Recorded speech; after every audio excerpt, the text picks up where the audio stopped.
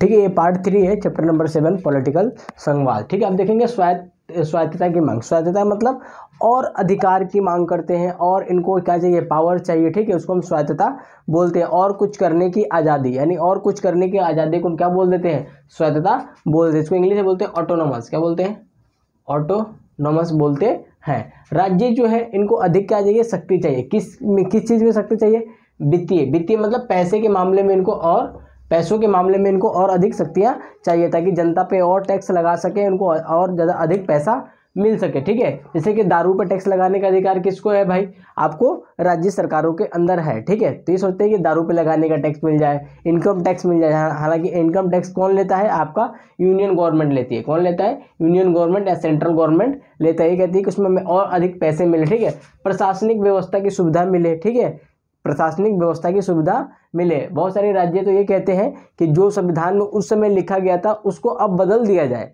उसको अब बदल दिया जाए। इससे पश्चिम बंगाल खास तौर से, और आपका क्या है, केरल, ठीक है, और पंजाब इसमें डिमांड करते हैं कि जो व्यवस्था उस समय लिखी गई थी अब उसका कोई रिलेवेंस नहीं, यानी क्या बोलेंगे, वो प्रासंगिक नहीं है, अब उसको चेंज करने की जरूरत हो चुका है। तो इनको चाहिए, जैसे कि तमिलनाडु करता है डिमांड, पंजाब करता है, आपका वेस्ट बंगाल करता रहता है। भाषा के आधार पर भी ये लोग चिल्लाते रहते हैं। ठीक है, राज्यपाल की भूमिका और राष्ट्रपति शासन।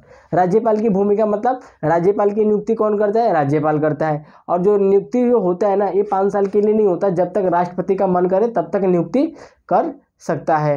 ये कहाँ रहता है राज्यपाल, तो आपका राज्यों के अंदर रहता है, यूपी के अंदर रहता है, बिहार के अंदर रहता है, पंजाब के अंदर रहता है, हरियाणा के अंदर रहता है। ये किसका एजेंट होता है, एजेंट को हम क्या बोल सकते हैं, पर्यवेक्षक बोल सकते हैं।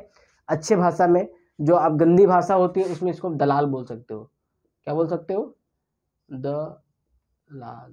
ठीक है, ये गलत भाषा, ये क्या है, गलत भाषा है, इसमें हमें ये प्रयोग नहीं करना चाहिए, लेकिन बहुत सारे लोग कह देते हैं। ठीक है, ये क्या करते हैं, राष्ट्रपति शासन लागू करवा सकते हैं। राष्ट्रपति शासन का मतलब होता है जो केंद्र, जो राज्य सरकारें अपने शासन कर रही थी, उत्तर प्रदेश, बिहार, हरियाणा, पंजाब, उसका शासन अब कौन करेगा, आपका राष्ट्रपति करेगा। किसके माध्यम से, संसद के माध्यम से करेगा। उसको हम राष्ट्रपति शासन करते हैं, कहते हैं। आर्टिकल 356 में ये दिया हुआ है। ये कब लागू होता है, जब राज्य सरकारें संविधान के हिसाब से कार्य नहीं करती है तो। ठीक है, तो राज्यपाल के ये वाला वर्ड यूज बिल्कुल मत करना। ठीक है, ये गलत वर्ड है। ठीक है, तो केवल मैं बताने के लिए कह रहा था, समझ में आ गया। फिर आता है नवीन राज्यों की मांग। नवीन राज्य मतलब नए राज्यों की डिमांड। ठीक है, तो भारत के अंदर जो स्वतंत्रता आंदोलन हुआ, मैंने पहले बताया था स्वतंत्रता आंदोलन क्या होता है, आप वीडियो पहले देख लेना। उसमें यह था कि हमने पहले ही तय कर लिया था कि हमें संविधान मिलेगा तो क्या क्या करेंगे। जैसे शादी से पहले हनीमून का ट्रिप हो जाता है ना, बच्चे का नाम चन्नू रहेगा, मन्नू रहेगा, वैसे ही हम लोग आज़ादी से पहले ही तय कर लिए थे हम अगर आज़ाद होंगे तो क्या करेंगे और क्या नहीं करेंगे। तो हमने कहा था कि जो भाषा के आधार पर राज्यों का निर्माण होगा, भाषा के आधार पर राज्यों का निर्माण होगा।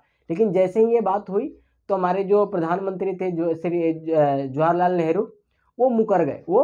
उनको डर था कहीं भाषा के आधार पर राज्यों का निर्माण होगा तो हो सकता है देश टूट जाए, भारत तेरे टुकड़े टुकड़े ना हो जाए। इसीलिए उन्होंने कहा भाषा के आधार पर नहीं बनेगी। लेकिन एक बंदा था, उसका नाम वो था आंध्र प्रदेश का, ANP मतलब आंध्र प्रदेश। ठीक है, एक बंदा था, उसका नाम था पोट्टी श्री रामालू। क्या नाम था बंदे का, पोट्टी श्री रामालू। ये बंदा हड़ताल में बैठ गया और 56 दिन के हड़ताल पे ये मर गया। ये 56 दिन के हड़ताल पे मर गया। ये कैसे था, मतलब ये किस टाइप का बंदा था, कहें तो अन्ना हजारे टाइप का बंदा था। इसने बोला कि हमें भाषा के आधार पर, आंध्र भाषा के आधार पर हमें आंध्र प्रदेश चाहिए। और ये बंदा 56 दिन संन्यास मतलब उपवास में बैठा और ये मर गया। जैसे ही मरा, आंदोलन बहुत तेज हुआ, बहुत सारे लोग मारे गए और सरकार को झुकना पड़ा। और सरकार ने पहला जो राज्य बना भारत के अंदर, वो आंध्र प्रदेश बना 1952 के अंदर। कब बना, सन 1952 के अंदर आंध्र प्रदेश राज्य बना। भारत सरकार ने कहा चलो ठीक है। बहुत सारे राज्य फिर डिमांड करने लगे कि भोजपुरी के नाम पर बिहारी बना दो, पंजाब के नाम पे पंजाबी बना दो, है ना, सॉरी पंजाबी भाषा के नाम पर पंजाब बना दो, राजस्थानी भाषा के नाम पे राजस्थान बना दो। इस प्रकार की डिमांड उठने लगी। भारत सरकार ने इसी को देखते हुए सन 1953 के अंदर राज्य पुनर्गठन आयोग लाया। राज्य पुनर्गठन मतलब राज्य बनाएंगे भाषा के आधार पर, हमें थोड़े चेक करने के लिए टाइम दीजिए। इन्होंने ये बना दिया। ठीक है, 1956 के अंदर। ये हालांकि तुम्हारे बुक में नहीं है, अगर आप इसको लिख लेते हो तो बहुत काम का चीज़ है ना। ये कब काम में आएगा, क्लास 12th में काम आएगा। ठीक है, राज्य पुनर्गठन आयोग कब बना, आयोग बना 1953 के अंदर। और राज्य पुनर्गठन अधिनियम नियम, अधिनियम को इंग्लिश में बोलते हैं एक्ट, है ना। यानी राज्य पुनर्गठन एक्ट कब बना, 1956 के अंदर बना, और उस समय भारत में राज्य बने। जब राज्य बने भारत में शुरू में 14 राज्य थे। कितने राज्य थे, 14 राज्य थे।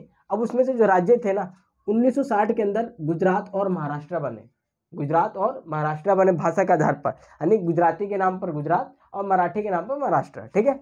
आंध्र प्रदेश मैंने बताया 1952 में बन गया था, पोटी श्री रामालू बेचारे मर गए थे, ठीक है। पंजाब और हरियाणा 1956 में बनते हैं, ठीक है। वैसे ही आपका झारखंड हो गया, उत्तराखंड हो गया और छत्तीसगढ़ हो गया, ये सन 2000 में बनते हैं। कब बनते हैं, सन 2000 के अंदर बनते हैं। और बहुत सारे जो लोग हैं वो नए नए राज्यों का डिमांड करते रहते हैं। जैसे मैंने बताया बोडोलैंड, ये कहते हैं कि हमें राज्यों को मिलाकर हमें एक नया राज्य बना दो, बोडोलैंड, ठीक है। वैसे ही पूर्वांचल, पूर्वांचल मतलब यूपी की जो पूर्वी हिस्सा है ना, उसको पूर्वांचल बोला जाता है।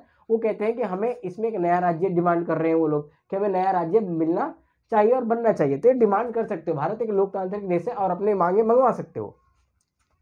फिर आता है अंतर्राज्यीय विवाद। अंतर्राज्यीय विवाद का मतलब होता है राज्य आपस में लड़ जाते हैं। जैसे यूपी बिहार लड़ जाते हैं, पंजाब और हरियाणा लड़ जाते हैं, ठीक है। पंजाब और हरियाणा इसलिए लड़ जाते हैं कि दोनों का कैपिटल सेम है। जैसे कि उनका कैपिटल है चंडीगढ़, वो कहते हैं चंडीगढ़ मेरा है, वो कहता है पंजाबी में पता नहीं क्या बोलते हैं ना, चंडीगढ़ मेरा है, वो कहता है नहीं जी मेरा भाई, है ना। तो आपस में लड़ते रहते हैं। फिर आता है सीमा को और नदी को लेकर।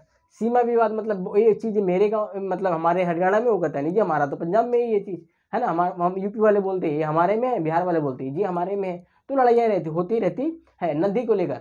अब नदी ये थोड़ी देखती है कि मैं यूपी से जा रही हूँ, हरियाणा से जा रही हूँ, नदी अपने मार्ग को यानी अपने रास्ते को फॉलो करते हुए जाती है। तो नदी को लेकर हम लोग लड़ लेते हैं, ठीक है, राज्य राज्य लड़ लेते हैं। इसमें कौन इंपॉर्टेंट रोल निभाता है, तो न्यायपालिका इंपॉर्टेंट रोल निभाती है। एग्जाम्पल के लिए बेलगांव, बेलगांव कहाँ है, कर्नाटक के अंदर। यहाँ के जो बेलगांव के जो लोग हैं ना, वो भाषा कौन बोलते हैं, मराठी। लेकिन किस राज्य में, कर्नाटक में। तो मराठी लोग कहते हैं कि लोग कौन से मराठी भाषा बोलते हैं, मराठी, इसीलिए इसे महाराष्ट्र में होना चाहिए। लेकिन जो कर्नाटक के लोग हैं वो कहते हैं नहीं जी आसपास के जो जिले हैं वो किसके हैं, कर्नाटक के, तो कर्नाटक में होना चाहिए। असम में है, ठीक है। असम एक ऐसा राज्य है जिससे जितने से सीमा साझा करता है ना, उन सबसे विवाद है बेचारे का, सबसे विवादित समस्या इसकी चलती रहती है, ठीक है। फिर चंडीगढ़ मैंने बता दिया, ठीक है। कावेरी नदी को तमिलनाडु और आपका आंध्र प्रदेश, तमिलनाडु और कौन है दूसरा राज्य, मेरे को याद ही नहीं आ रहा, ठीक है। तमिलनाडु और कर्नाटक, हाँ, तमिलनाडु और कर्नाटक आपस में लड़ते रहते हैं, ठीक है। नर्मदा नदी को लेकर के कौन लड़ता रहता है, आपका मध्य प्रदेश और आपका गुजरात, ये सब लड़ते रहते हैं, ठीक है। इसमें राजस्थान भी है।